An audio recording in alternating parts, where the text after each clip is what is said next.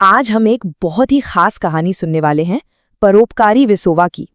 ये एक ऐसी कहानी है जो है तो सदियों पुरानी, लेकिन आज भी उतनी ही सच्ची और जरूरी लगती है। और जानते हैं, ये कहानी ना हमें एक बहुत ही बुनियादी सवाल पर सोचने के लिए मजबूर कर देती है कि किसी की आस्था, उसकी भक्ति का असली पैमाना क्या होता है। और इसका जवाब शायद वो नहीं है जो हम आम तौर पर सोचते हैं। तो चलिए कहानी की शुरुआत करते हैं। ये कहानी है महाराष्ट्र की और हमारे मुख्य किरदार हैं विसोवा। तो मिलिए विसोवा से। महाराष्ट्र के औडिया नागनाथ में रहने वाले एक अमीर सुनार थे। पैसे की कोई कमी नहीं थी, लेकिन उनकी असली पहचान उनके धन से नहीं थी, बल्कि उनके दिल से थी। वो एक गहरे भक्त थे और उससे भी कहीं ज्यादा उनका दिल दूसरों के दर्द को देखकर पिघल जाता था।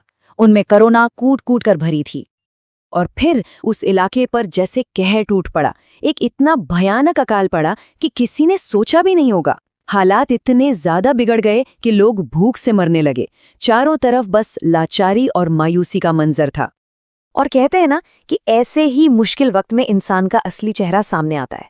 तो चलिए देखते हैं विसोवा ने इस भयानक संकट में क्या कदम उठाया। अब विसोवा से लोगों का ये दुख देखा नहीं जा रहा था, तो उन्होंने क्या किया।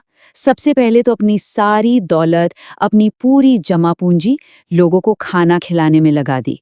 और जब वो भी खत्म हो गई तो वो रुके नहीं। उन्होंने अपनी साख, अपनी इज्जत को दांव पर लगाया और कर्ज उठा लिया ताकि भूखों का पेट भरता रहे। मन में बस यही उम्मीद थी कि जब ये बुरा वक्त टलेगा तो सब चुका देंगे। और यहीं पर कहानी में दो बिल्कुल अलग तरह के इंसान आमने सामने आते हैं। एक तरफ थे विसोवा, जिनका बस एक ही मकसद था, लोगों की जान बचाना। और दूसरी तरफ एक पठान साहूकार। उसके पास अनाज के ढेर लगे थे, लेकिन उसकी नीयत में खोट था। वो लोगों की मजबूरी का फायदा उठाकर पैसा बनाना चाहता था। और देखिए, विसोवा को कर्ज भी उसी से लेना पड़ा। और अब कहानी एक ऐसे मोड़ पर आ पहुंचती है जहां विसोवा की ईमानदारी और उनके उसूलों की सबसे कड़ी परीक्षा होने वाली थी। होता क्या है ना कि कुछ लोगों से दूसरों की अच्छाई देखी ही नहीं जाती। तो कुछ जलने वालों ने उस पठान के कान भरने शुरू कर दिए। झूठी अफवाहें उड़ा दी कि अरे विसोवा तो दिवालिया हो गया है, वो तुम्हारा कर्ज कभी नहीं चुका पाएगा।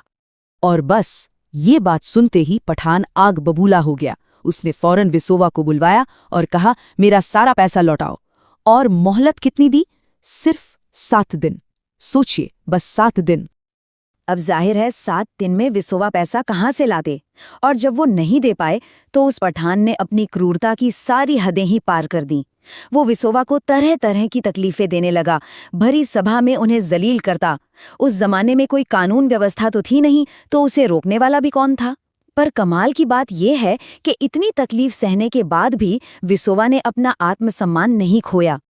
उन्होंने बड़ी शांति से उस पठान से बस एक बात कही, मैंने आपसे कर्ज लिया है और उसे चुकाना मेरा धर्म है।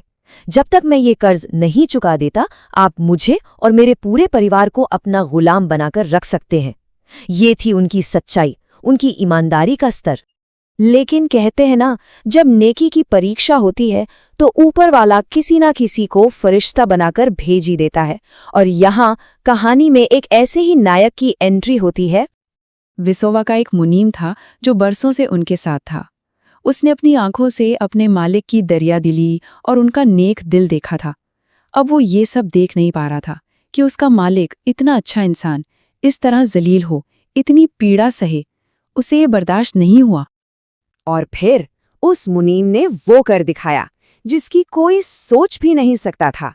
उसने अपनी पूरी जिंदगी की कमाई, जो कुछ भी उसने जोड़ा था, एक एक पैसा, सब कुछ लाकर पठान के पैरों में रख दिया। अपनी 100 की 100% बचत। वफादारी के इस एक काम ने मानो पासा ही पलट दिया। उस परोपकारी मालिक की न सिर्फ जान बची, बल्कि इज्जत भी बच गई। उस मुनीम के त्याग ने सिर्फ कर्ज नहीं चुकाया, बल्कि इंसानियत पर जो भरोसा उठ रहा था, उसे फिर से जिंदा कर दिया। तो आखिर में इस पूरी कहानी का निचोड़ क्या है? इसका असली मतलब क्या है? चलिए आखिरी हिस्से में भक्ति के असली मायनों को समझने की कोशिश करते हैं। ये कहानी हमें साफ साफ सिखाती है कि सच्ची भक्ति क्या है। ये मंदिरों में घंटियां बजाना या सिर्फ पूजा पाठ करना नहीं है। नहीं, सच्ची भक्ति का मतलब है एक ऐसा दिल जो करुणा से, दया से और दूसरों की मदद करने के जज्बे से लबालब भरा हो। तो फर्क बिल्कुल साफ है ना? एक तरफ है सच्ची भक्ति जो विश्वा के कामों में दिखती है, जहां दया और करुणा ही सब कुछ है, और दूसरी तरफ है दिखावटी भक्ति, जहां इंसान ऊपर से तो बड़ा भक्त लगता है पर अंदर से उसका दिल पत्थर का होता है, मतलबी और कंजूस। और विसोवा की इस अच्छाई का असर देखिए। उनसे प्रेरित होकर उनके मुनीम ने भी अपनी बाकी की जिंदगी सेवा और सच्ची आस्था के रास्ते पर चलने का फैसला कर लिया। वो भी अपने मालिक के नक्शे कदम पर चल पड़ा। और ये कहानी जाते जाते हमें आज के लिए एक बहुत बड़ा सवाल देकर जाती है। अगर करुणा के बिना हमारी भक्ति, हमारी आस्था सिर्फ एक ढोंग है, तो आज के ज़माने में हमारे कौन से काम हैं जो हमारे विश्वास को सच में दिखाते हैं?